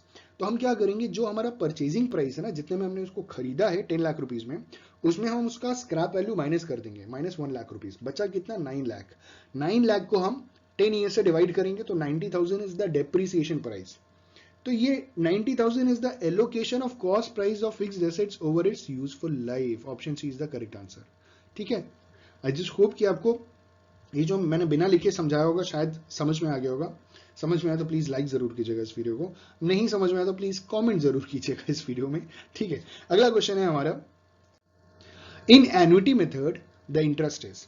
जो एन्युटी मेथड है उसमें इंटरेस्ट जो होता है ना वो क्या होता है, डेबिटेड एवरी ईयर। देखिए सबसे पहले एन्युटी समझते हैं। एन्युटी का मतलब ये होता है कि जो फिक्स्ड इंटरवल पे फिक्स्ड अमाउंट का पेमेंट, ठीक है, इज कॉल्ड एन्युटी। जो अमाउंट है वो भी चेंज नहीं होना चाहिए और जो टाइम पीरियड है वो भी चेंज नहीं होना चाहिए। जैसे हम ये कह सकते हैं कि अगर आपको सैलरी, फिक्स्ड सैलरी हर महीने मिलती है तो वो भी एक तरीके से एन्युटी है। ठीक है, तो एन्युटी मेथड वो होता है जहां पे फिक्स टाइम पीरियड पे फिक्स्ड अमाउंट की बात की जाती है। तो एन्युटी का मतलब आप समझ गए, तो हो सकता है कि ऑप्शन पढ़ते ही आपको आंसर समझ में आ जाए। तो क्वेश्चन कह रहे हैं कि एन्युटी मेथड में इंटरेस्ट जो है debited every year, option 1, credited to the asset, तीसरा ऑप्शन है आइदर डेबिटेड और क्रेडिटेड टू द असेट, और चौथा है नन ऑफ द अबव। तो इसमें कहा जाता है एन्युटी मेथड में जो इंटरेस्ट है ना वो हर साल क्या होता है, डेबिट किया जाता है। एन्युटी मेथड में जो इंटरेस्ट है वो हर साल क्या होगा, डेबिट होगा। Option is the correct answer. Annuities के ऊपर और भी आगे जब सवाल आएंगे ना तो आप आंसर कर पाएंगे। तो एन्युटी मेथड में हर साल जो इंटरेस्ट होता है वो डेबिट होता है। अगला क्वेश्चन है, under the annuity method the amount of depreciation is. Annuity method के हिसाब से जो डेप्रिसिएशन का अमाउंट है वो क्या होगा? Increasing every year, decreasing every year, option B, option C fix for all years, और option D fluctuating from year to year. तो इस क्वेश्चन का सही आंसर है option C, fixed for all years. जैसे मैंने अभी थोड़ी देर पहले आपको एग्जांपल दिया था, हर साल का फिक्स हो जाता है, तो यहाँ पे एन्युटी में मेथड में जो अमाउंट है डेप्रिसिएशन का, जैसे 90,000 हमने कार में बात किया था अभी थोड़ी देर पहले, तो फिक्स्ड हो गया था, हर साल 90,000 rupees depreciation we will charge from our car, ठीक है, फिक्स्ड फॉर ऑल ईयर्स। तो option C is the correct answer for the given question. अगला क्वेश्चन है हमारा, the revaluation method of depreciation is generally used in the case of. जो revaluation method होता है ना डेप्रिसिएशन का, वो जनरली किस केस में इस्तेमाल किया जाता है? We have 4 options. पहला ऑप्शन, लैंड एंड बिल्डिंग में इस्तेमाल किया जाता है revaluation method of depreciation. Stocks में इस्तेमाल किया जाता है revaluation method of depreciation. Loose tools में इस्तेमाल किया जाता है रिवैल्यूएशन मेथड ऑफ डेप्रिसिएशन, या प्लांट में इस्तेमाल किया जाता है रिवैल्यूएशन मेथड ऑफ डेप्रिसिएशन। तो इस क्वेश्चन का सही आंसर है लूज टूल्स में इस्तेमाल किया जाता है रिवैल्यूएशन मेथड ऑफ डेप्रिसिएशन, ठीक है, option C is the correct answer. अगला क्वेश्चन है हमारा, the term depletion is used in relation to. देखिए, जो वेस्टिंग एसेट्स होते हैं, जो माइंस होते हैं, वेस्टिंग एसेट्स का मतलब माइंस की बात कर रहे हैं। जैसे कि मान लीजिए माइनिंग किया जाता है, जैसे कोल माइंस है, आप समझिएगा, कोल माइंस है, कोल माइंस में जितना हमने कोल को हमने एक्सट्रैक्ट कर लिया, कोल को हमने वहां से निकाल दिया, तो जो लैंड हो गया वो बचा कुचा लैंड जहां से हमने कोल ऑलरेडी एक्सट्रैक्ट कर लिया, वो हमारे लिए वेस्ट हो गया एक हिसाब से, और वो डिप्लीशन कैटेगरी में जाता है, डिप्लीशन डेप्रिसिएशन में जाता है, ठीक है। तो यहां पे कह रहे हैं the term depletion is used in relation to, क्योंकि मैं आपको आंसर बता चुका हूं, तो जो डिप्लीशन वर्ड इस्तेमाल किया जाता है वो वेस्टिंग एसेट की कैटेगरी में जाता है। वहां एक बार आपने कोल एक्सट्रैक्ट कर लिया, अब वो जमीन किसी मतलब की नहीं, नीचे आपने बहुत खोद दिया, ऊपर आप बिल्डिंग भी नहीं बना सकते, क्योंकि आपने क्या किया, माइनिंग की है, उसे खोदा है अंदर से, तो उसके ऊपर आप कुछ भी बना नहीं सकते हैं, तो वो वेस्टिंग एसेट हो गया, वो लैंड अब किसी यूज की नहीं है एक हिसाब से, ठीक है। वहां पे फार्मिंग भी नहीं हो सकता क्योंकि माइनिंग हो चुकी है, ठीक है, तो ऊपर से बिल्डिंग भी नहीं बना सकते, कुछ नहीं कर सकते उस लैंड में हम, तो ये वेस्टिंग एसेट वाली कैटेगरी है, डिप्लीशन वेस्टिंग एसेट्स। तो एसेट वेस्ट हो जाते हैं जब आपने वहां पे माइनिंग कर ली, ठीक है। अगला क्वेश्चन है हमारा, obsolescence of fixed asset would indicate a decline in its owing to. जो ऑब्सोलेंस है, ऑब्सोलेंस का मतलब ऑब्सोलीट समझते हैं आप, ऑब्सोलीट का मतलब ये होता है आउटडेटेड, पुरानी टेक्नोलॉजी। अभी हम 4G के जमाने में जी रहे हैं, जहां पे 5G आने वाला है ना, 5th जनरेशन ऑफ इंटरनेट। तो अगर मैं आज के डेट में आपसे 2G की बात करूं तो 2G इज ऑब्सोलीट। तो मेरे पास भी 2G कनेक्शन हुआ करता था एक जमाने में, हम यूज करते थे नेट। हम क्या करते थे, अपने कंप्यूटर में, पीसी पर्सनल कंप्यूटर में हम क्लिक करके बैठे रहते थे, और धीरे धीरे धीरे धीरे खुलता था, और आपको मालूम है 4G कितना स्पीड हो गया। तो ऑब्सोलेंस का मतलब ये होता है ऑब्सोलीट टेक्नोलॉजी, ऑब्सोलीट चीजें। तो obsolescence of fixed asset would indicate a decline in its owing to, ठीक। We have 4 option, wear and tear, second option fall in the market price, third option invention and innovation, and चौथा है all of the above। तो इस question का सही answer है invention and innovation. देखिए, जब कोई नई चीज आती है तो एग्जिस्टिंग चीज ऑब्सोलीट हो जाती है।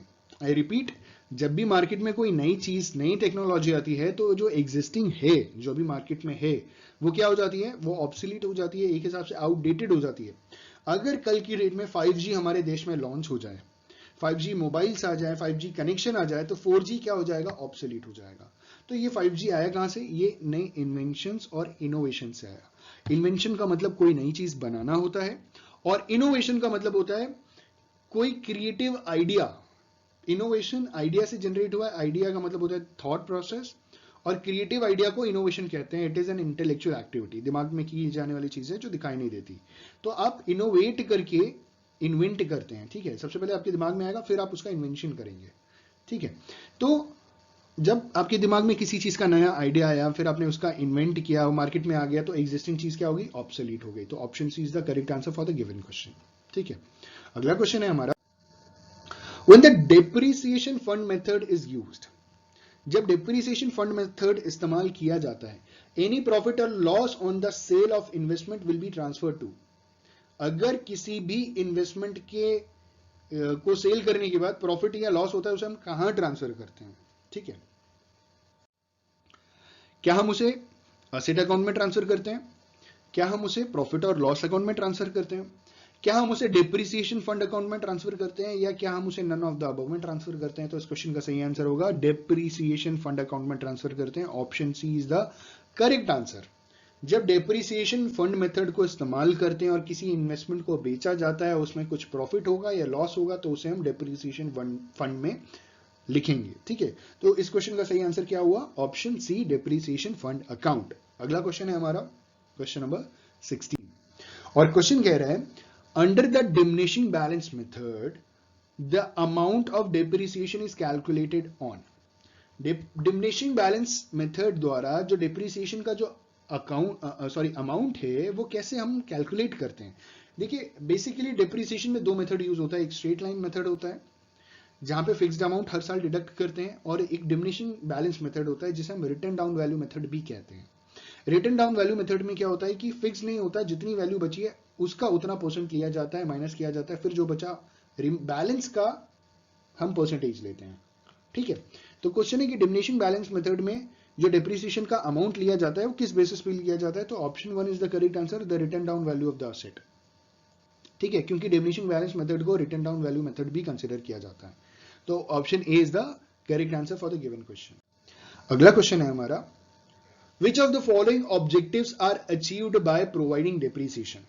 डेप्रिसिएशन प्रोवाइड करने के बाद इनमें से कौन सा ऑब्जेक्टिव अचीव किया जाता है? We have 4 options. पहला ऑप्शन है to provide fund for replacement of the asset, बिल्कुल सही। डेप्रिसिएशन देकर के हम वो जो फंड इकट्ठा करते हैं वो इसलिए इकट्ठा करते हैं ताकि जैसे ही इस असेट की लाइफ खत्म हो हम नया असेट खरीद लें, तो पहला ऑप्शन बिल्कुल सही है। दूसरा कह रहे हैं to show asset at its reasonable value, ये भी बिल्कुल सही है। हम असेट को उसकी रीजनेबल वैल्यू पे शो करते हैं कि उसकी रीजनेबल वैल्यू क्या है, उसकी अभी की कॉस्ट क्या है, ठीक है। तीसरा कह रहे हैं to show correct profit and loss, हम सही प्रॉफिट और लॉस बताने के लिए उसको सही हिसाब से डेप्रिसिएशन दिखाते हैं। और लास्ट कह रहे हैं ऑल ऑफ द अबव। तो लास्ट सही आंसर है, all of them are the correct answer for the given question. हम सब कुछ करने के लिए, मतलब ये जो ऊपर की 3 चीजें दी गई ना, इसीलिए हम डेप्रिसिएशन क्या करते हैं, शो करते हैं, ठीक है। अगला क्वेश्चन है हमारा depreciation charges are a, depreciation charges are a, 4 option, cash expense, financial expense, non cash expense या नॉन ऑपरेटिंग एक्सपेंस। तो इस क्वेश्चन का सही आंसर होगा it's a non cash expense. ये कैश एक्सपेंस नहीं होता। कहां कैश, डेप्रिसिएशन में हम कौन सा कैश लेकर के आते हैं, कैश इन्वॉल्व होता है।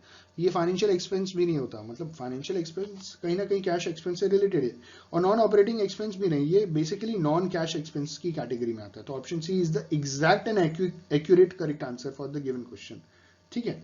अगला क्वेश्चन है हमारा बुक वैल्यू मीन्स। अब बुक वैल्यू का मतलब क्या होता है? Book value means, we have 4 options, expected sale price, book value means current market price if purchased now, book value means value as shown in the books of accounts, और book value means original acquisition price। देखिए original acquisition price तो हो नहीं सकता क्योंकि original acquisition price is historical cost. तो इस question का सही आंसर होगा option C, value as shown in the books of accounts. तो बुक वैल्यू का मतलब बुक्स ऑफ अकाउंट्स में जो वैल्यू शो की गई है उसी की बात की जा रही है। Option C is the correct answer for the given question. अगला क्वेश्चन, क्वेश्चन नंबर 20, और क्वेश्चन कह रहा है 10% depreciation on reducing balance method on an asset costing 50,000 in the second year of its use will be. अगर हम 10% depreciation charge कर रहे हैं और रिटन डाउन वैल्यू मेथड हम यूज कर रहे हैं, रिड्यूसिंग बैलेंस मेथड अगर हम यूज कर रहे हैं और उस असेट पे इस्तेमाल कर रहे हैं जिस असेट की कॉस्ट 50,000 है, तो आपको मालूम है पहले साल तो पूरा 50,000 पे 5,000 लगेगा 10%। अब 50,000 पे 5,000 आप माइनस कर दीजिए, बचा कितना 45,000। अब बैलेंसिंग मेथड है तो 45,000 का 10% लगेगा, तो सेकेंड ईयर में कितना लगेगा 4,500।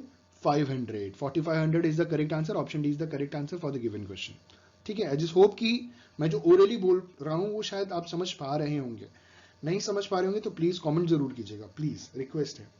और समझ रहे होंगे तो भी कर दीजिएगा और लाइक भी कर दीजिएगा प्लीज, रिक्वेस्ट है। अगला क्वेश्चन है हमारा, under the annuity method, annuity method जैसे कि मैंने पहले आपको बताया था ना, एन्युटी मेथड में अमाउंट भी फिक्स होता है और टाइम ड्यूरेशन भी फिक्स होता है। The amount of total depreciation is determined by, तो एन्युटी मेथड में जो अमाउंट है ना टोटल डिप्रिसिएशन का, वो कैसे डिटरमाइन किया जाता है? We have 4 options. पहला ऑप्शन है adding the cost of asset and interest thereon, ठीक है। दूसरा option adding the cost of asset and expected cost of maintenance. तीसरा option deducting the scrap value interest from asset cost. और चौथा deducting the value of interest from the asset cost.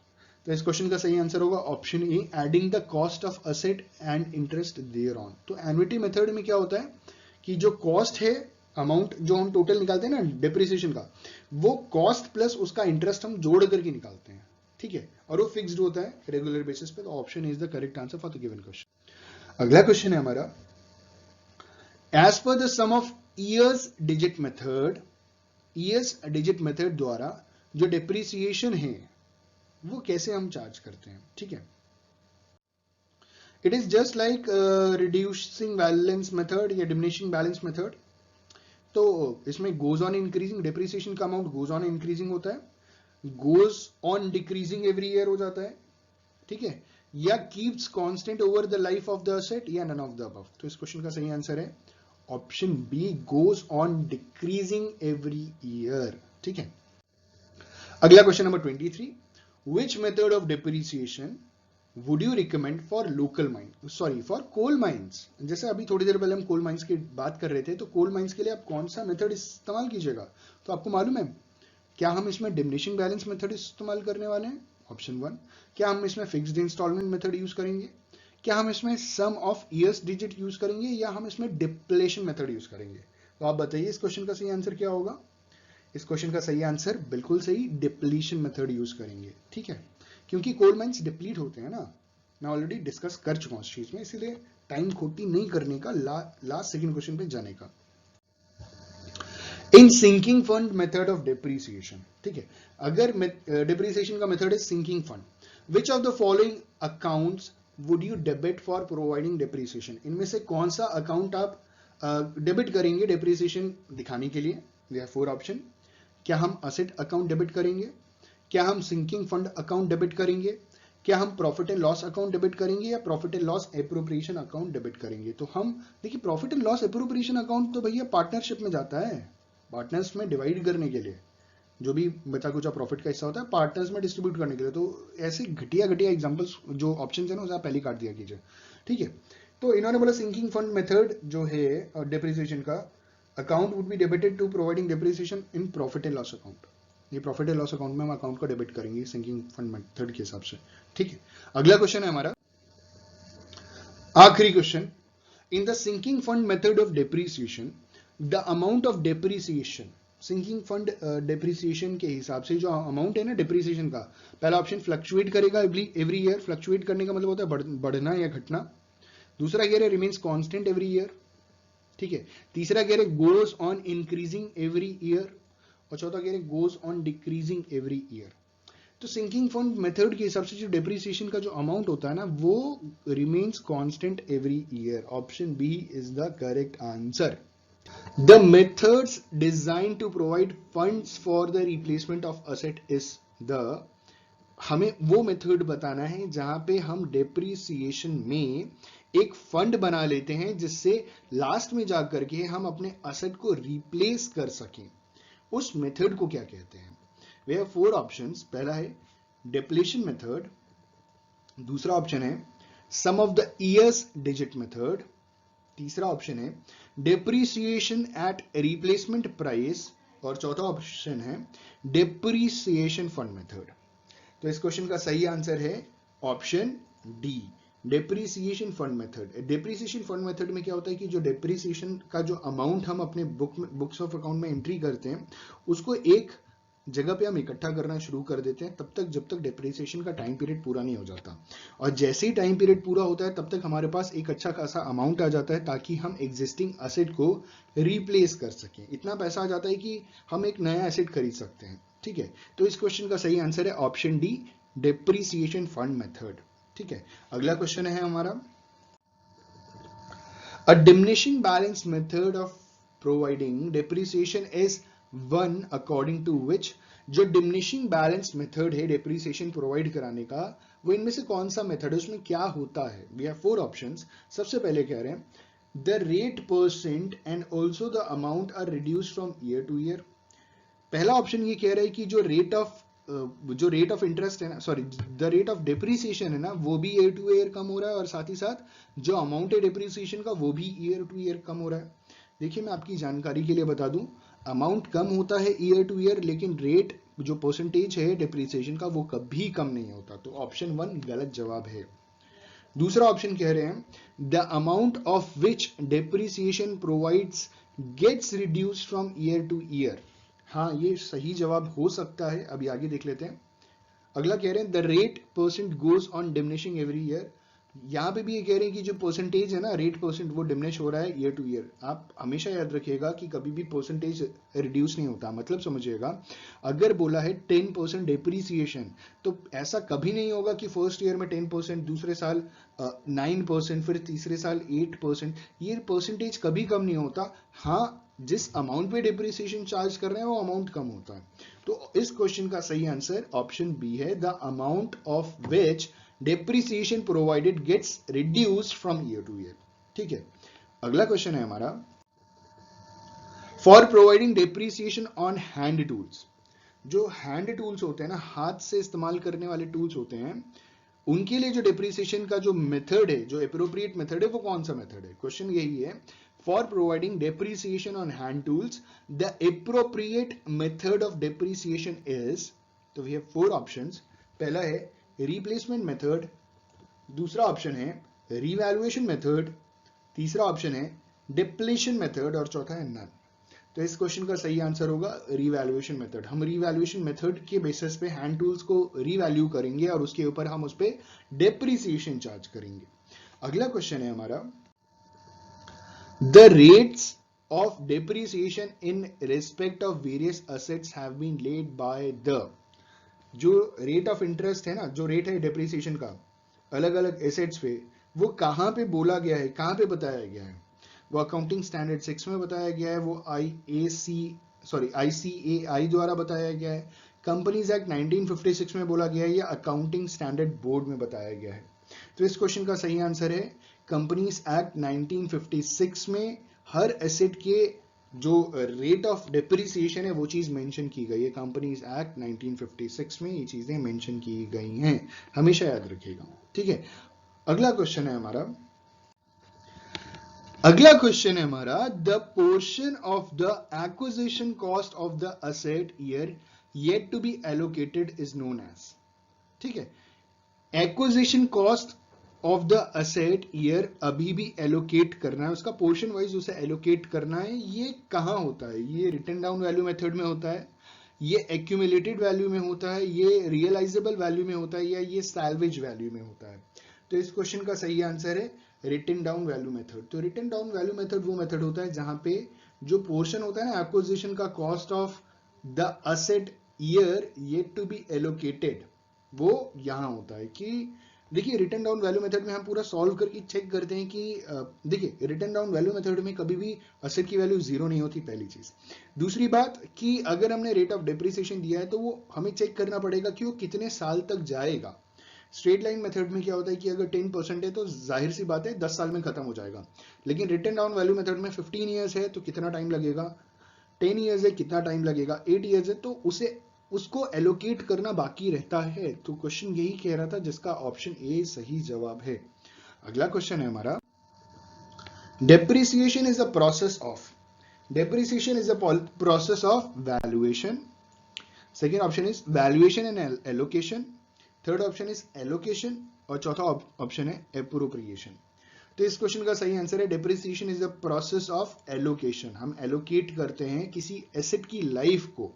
ठीक है, अगला question है, विच of the following method of depreciation would reduce depreciation charges every year. इनमें से कौन सा डेप्रीसिएशन का मेथड हर साल डेप्रीसिएशन चार्जेस कम कर देता है। स्ट्रेट लाइन मेथड में कभी कम नहीं होता, हमेशा फिक्स रहता है। एन्युटी मेथड में भी फिक्स रहता है, एक हिसाब से बराबर चलता है। रिटन डाउन मेथड में हमेशा कम होता है, आपको मालूम है ये बात। रिटन डाउन वैल्यू मेथड में हर साल डिप्रिसिएशन की वैल्यू घटती चली जाती है। तो इस क्वेश्चन का सही आंसर है option C, written down value method. अगला क्वेश्चन है हमारा, which of the following method of depreciation would charge uniform amount of depreciation every year. तो यूनिफॉर्म का मतलब क्या होता है आपको मालूम है ना। यूनिफॉर्म का मतलब होता है एक जैसा, सिमिलर, बराबर, फिक्स्ड। तो जैसे ही फिक्स्ड की बात आ गई तो आप जानते हैं कि स्ट्रेट लाइन मेथड वो मेथड होता है जहां पे फिक्स्ड अमाउंट ऑफ डिप्रिसिएशन हर साल दिया जाता है, ठीक है। तो जब भी यूनिफॉर्म की बात करेंगे तो आप क्या बताएंगे, स्ट्रेट लाइन मेथड। बाकी के मेथड्स भी हम आगे डिस्कस जरूर करेंगे। अगला क्वेश्चन है हमारा, mark out the method in which the absolute amount of depreciation remain constant through out. आपको क्या करना है, आपको वो मेथड बताना है जहां पे जो एब्सोल्यूट अमाउंट है डिप्रिसिएशन का वो स्टार्टिंग से अंत तक बराबर रहता है। तो ये अभी अभी जस्ट हमने डिस्कस किया था, लेकिन अभी हम देखते हैं कि इसमें क्या क्या है। ये एन्युटी मेथड है, इंश्योरेंस पॉलिसी मेथड है, फिक्स्ड इंस्टॉलमेंट मेथड है and all of the above. देखिए इन्होंने बोला है कि आपको एक ऐसा मेथड बताना है जिसमें जो डिप्रिसिएशन का अमाउंट है वो कांस्टेंट रहेगा स्टार्टिंग से लेकर के अंत तक। तो इस क्वेश्चन में एन्युटी मेथड भी सही जवाब है, इंश्योरेंस पॉलिसी मेथड भी सही जवाब है और फिक्स्ड इंस्टॉलमेंट मेथड भी सही जवाब है। तो इस क्वेश्चन का सही आंसर होगा option D, all the above, ठीक है। The depreciation value after 2 years of an asset costing 10,000 depreciated at 10% on fixed installment is dash and on reducing balance method is dash। इन्होंने बोला कि आपके पास एक असेट है जिसकी वैल्यू 10,000 रुपीज है, 2 साल के बाद फिक्स्ड इंस्टॉलमेंट के बेसिस के ऊपर, जो स्ट्रेट लाइन मेथड होता है उसके बेसिस पे आपके एसेट की वैल्यू क्या होगी और रिड्यूसिंग बैलेंस के हिसाब से क्या होगी। हमें बताना है कि आपके पास जो असेट है वो 10,000 रुपीज का है। जो स्ट्रेट लाइन मेथड है जिसमें फ्लैट 10% डेप्रीसिएशन लग रहा है, 2 साल के बाद अगर ऐसा डेप्रीसिएशन लगाएंगे तो आपकी एसेट की वैल्यू क्या हो जाएगी। और साथ ही साथ आपको यह भी बताना है कि straight return down value method में जो दूसरा मेथड है वो अगर हम अप्लाई करें तो आपकी एसेट की वैल्यू क्या होगी। तो इस क्वेश्चन का सही आंसर क्या होगा, पहला ऑप्शन है 8,100 एंड 8,000, दूसरा ऑप्शन है 9,000 एंड 8,000, तीसरा ऑप्शन है 8,000 एंड 8,100 और आखिरी ऑप्शन है 8,000 एंड 9,000। तो इस क्वेश्चन का सही आंसर होगा 8,000 and 8,100।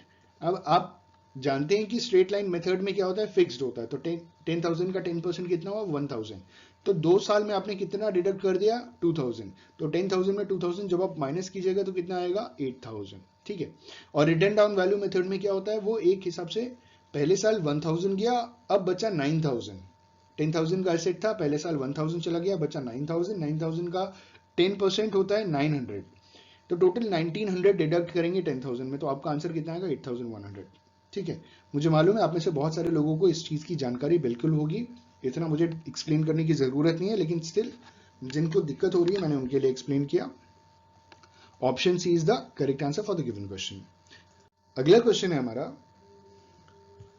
The asset account is debited with interest in the dash method। जो asset account है वो डेबिट किया जाता है, जो इंटरेस्ट चार्ज किया जाता है वो किस मेथड द्वारा चार्ज किया जाता है। पहला ऑप्शन एन्युटी द्वारा, दूसरा ऑप्शन है सम ऑफ ईयर्स डिजिट द्वारा, तीसरा ऑप्शन है सर्विस आवर्स द्वारा और चौथा ऑप्शन है इंश्योरेंस पॉलिसी द्वारा। तो इस क्वेश्चन का सही आंसर है ऑप्शन ए, एन्युटी। एन्युटी वो मेथड है जहां पे जो असेट अकाउंट है उसमें asset account is debited with interest, ठीक है। जो एन्युटी मेथड होता है ना डेप्रिसिएशन का, वहां पे जो असेट अकाउंट होता है उसको इंटरेस्ट से हम क्या करते हैं, डेबिट करते हैं। तो इस क्वेश्चन का सही आंसर है ऑप्शन ए, ठीक है। अगला क्वेश्चन है हमारा, the asset is never reduce to zero in the dash method. जो एसेट है वो कभी भी जीरो नहीं होता इस गिवन मेथड में। वी हैव 4 ऑप्शंस, पहला एन्युटी मेथड, दूसरा स्ट्रेट लाइन मेथड, तीसरा रिटन डाउन वैल्यू मेथड और चौथा sum of years digit method.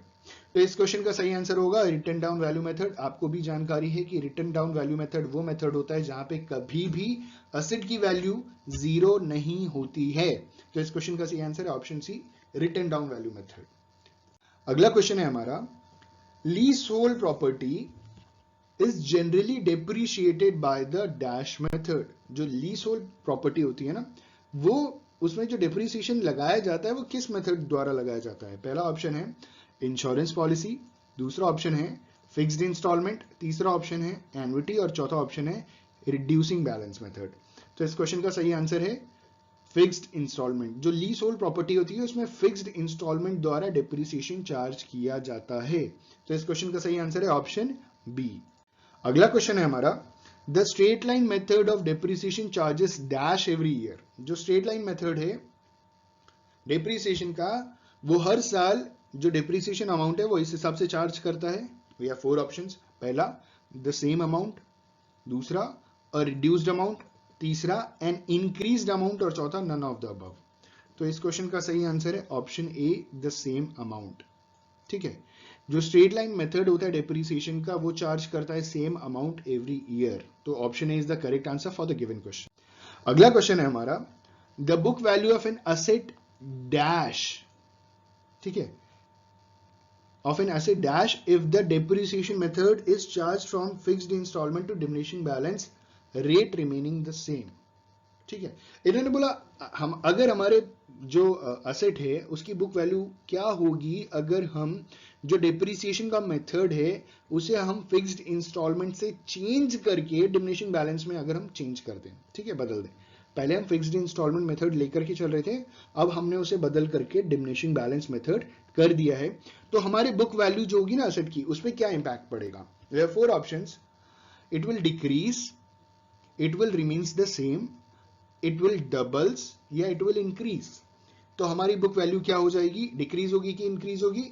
It will increase, क्योंकि डेप्रिसिएशन जो होगा कंपैरेटिवली कम होता चला जाएगा और असेट की वैल्यू बढ़ती चली जाएगी. बढ़ती चली जाएगी का मतलब as we compare it to with fixed installment method.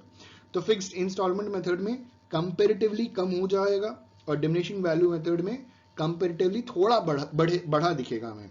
तो बुक वैल्यू इंक्रीज हो जाएगी अगर हम फिक्स्ड इंस्टॉलमेंट से डिमिनिशिंग बैलेंस मेथड में चेंज करते हैं अपने डिप्रिसिएशन मेथड को. तो इस क्वेश्चन का सही आंसर होगा ऑप्शन डी. अगला क्वेश्चन है हमारा, one of the few assets that is usually not depreciated is. इनमें से कौन सा एसेट नॉर्मली डिप्रिशिएट नहीं होता है? पहला है हेवी मशीनरी, दूसरा है पेटेंट्स, तीसरा है बिल्डिंग और चौथा है गुडविल. तो इस क्वेश्चन का सही आंसर होगा ऑप्शन डी गुडविल. ठीक है, अगला क्वेश्चन है हमारा, appreciation in the market value of a fixed asset will be recorded in the books of accounts only at the time of dash of asset. ठीक है, अगर किसी असेट की वैल्यू में एप्रिसिएशन होता है, एप्रिसिएशन का मतलब डेप्रिसिएशन का उल्टा होता है एप्रिसिएशन, एप्रिसिएशन में वैल्यू बढ़ती है, तो इसको हम बुक्स ऑफ अकाउंट्स में किस टाइम राइट डाउन करेंगे? ठीक है, वी हैव 4 ऑप्शन. पहला है सेल ऑफ असेट, जब हम असेट को बेचेंगे तो जो अमाउंट रियलाइज होगा तब हम लिखेंगे. दूसरा ऑप्शन है preparing the balance sheet at the and year, जब हम बैलेंस शीट बनाएंगे तब लिखेंगे. तीसरा ऑप्शन है मॉर्टगेज ऑफ एसेट, जब हम असेट को गिरवी रखेंगे. और चौथा कह रहे हैं इंश्योरेंस ऑफ एसेट, जब हम असेट का इंश्योरेंस कराएंगे. तो इस क्वेश्चन का सही आंसर होगा ऑप्शन ए, जब हम किसी असेट को बेचेंगे तो हम उसका एप्रिसिएशन बता सकते हैं कि इसमें कितना एप्रिशिएट किया है, इसकी वैल्यू कितनी बड़ी है, क्योंकि हमने बुक वैल्यू के हिसाब से उसे कम करके दिखाया था डेप्रिसिएशन चार्ज कर करके. लेकिन जब हम उसे बेचने गए तो हो सकता है कि हमें बुक वैल्यू के कंपैरेटिव ज्यादा सेलिंग प्राइस मिले. तो ये जो एप्रिसिएशन हुआ वो सेलिंग टाइम ही हमें पता चलेगा. तो इस क्वेश्चन का सही आंसर ऑप्शन है सेल ऑफ असेट. अगला क्वेश्चन है हमारा, when expired utility of a physical asset is to be recorded, it is known as.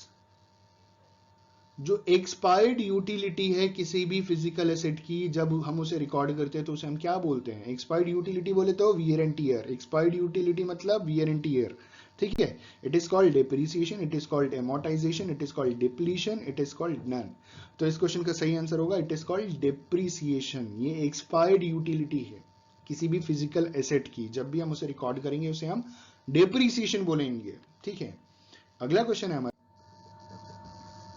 in the previous method of depreciation the asset always appears at dash price. जो पिछला method था depreciation का, जो हमने अभी बात किया था, क्या बात किया था हमने, जो एक्सपायर्ड यूटिलिटी, जो फिजिकल एसेट वाली बात की थी अभी, जिसे हम रिकॉर्ड करते हैं। मैं क्वेश्चन रिपीट कर दूं आपके लिए। When expired utility of physical asset is to be recorded, it is known as depreciation. अब यहां सवाल पूछा गया, in the previous method of depreciation the asset always appears at dash price, it will appear at, तो पिछले method के हिसाब से जो एसेट है वो किस प्राइस पे अपीयर करेगा? It will appear at cost price, it will appear at market price, it will appear at revalued price, और it will appear as none. तो इस क्वेश्चन का सही आंसर है it will appear as a cost price. ठीक है, cost price के basis के ऊपर ही तो हम डेप्रिसिएशन चार्ज करते हैं। अगला क्वेश्चन है हमारा, in case of annuity method, जो एन्युटी मेथड है ना, the interest is dash to be asset. तो इंटरेस्ट हम क्या करेंगे? असेट में डेबिट करेंगे, क्रेडिट करेंगे, या तो हम डेबिट करेंगे या तो क्रेडिट करेंगे, नन ऑफ द अबव। तो आपको मालूम है कि हम क्या करते हैं इसको, हम इसको डेबिट करते हैं। इन केस ऑफ एन्युटी मेथड, जो एन्युटी मेथड होता है ना डेप्रिसिएशन का, तो उसमें हम क्या करते हैं हमेशा, द इंटरेस्ट जो होता है ना उसे हम असेट में डेबिट करके दिखाते हैं। ठीक है, 3-4 क्वेश्चन पहले ऐसा सवाल आया था। आई होप कि अगर आपने ध्यान से देखा होगा तो आपको ये आंसर बिना बताए ही पता चल गया होगा। तो in case of annuity method the interest is debited to the asset. तो option A is the correct answer for the given question. अगला क्वेश्चन है हमारा, in case of annuity method the amount of depreciation is credited to dash amount. पिछले बारे में पूछा था कि interest is debited to the asset, ये भी बिल्कुल वही सवाल है। अगर आप पिछला क्वेश्चन याद करें तो बिल्कुल सही है, एकदम सेम है, बस fill in the blanks change हो गया है। ठीक है, यहां क्वेश्चन कह रहे हैं कि in case of annuity method the amount of depreciation is credited to dash amount. कहां पे अमाउंट को क्रेडिट किया जाता है? एसेट में क्रेडिट करते हैं, डेप्रिसिएशन फंड में करते हैं, प्रॉफिट एंड लॉस में करते हैं, नन ऑफ द अबव में करते हैं। तो इस क्वेश्चन का सही आंसर है ऑप्शन ए। हम एसेट में क्या करते हैं? डेप्रिसिएशन के अमाउंट को क्रेडिट करते हैं। हम इंटरेस्ट में, इंटरेस्ट क्या करते थे? एसेट साइड में डेबिट करते थे। ठीक है, इंटरेस्ट, और डेप्रिसिएशन को एसेट साइड में हम क्रेडिट करते हैं। ठीक है, तो इस क्वेश्चन का सही आंसर है ऑप्शन ए। अगला क्वेश्चन है question number 22। In case of depreciation fund method, depreciation fund method के हिसाब से the profit on the sale of depreciation fund investment is transfer to. जो प्रॉफिट है on the sale of depreciation fund investment, उसे हम कहां transfer करेंगे, किस अकाउंट में ट्रांसफर करेंगे?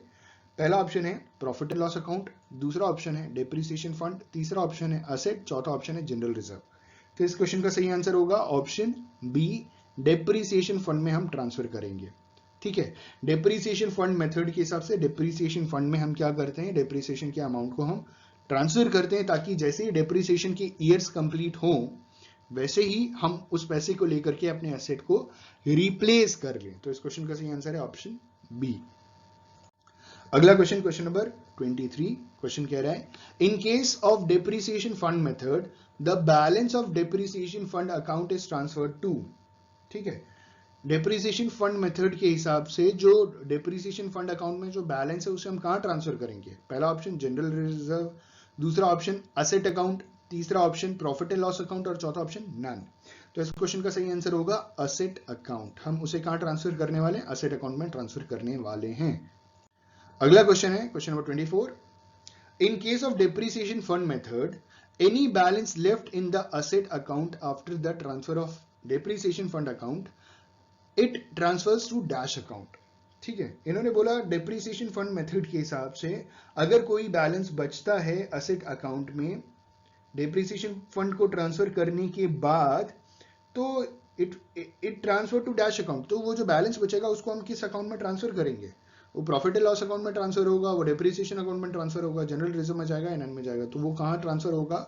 वो प्रॉफिट एंड लॉस अकाउंट में ट्रांसफर हो जाएगा। और आज का आखिरी सवाल, that is annuity method dash funds for replacement of asset.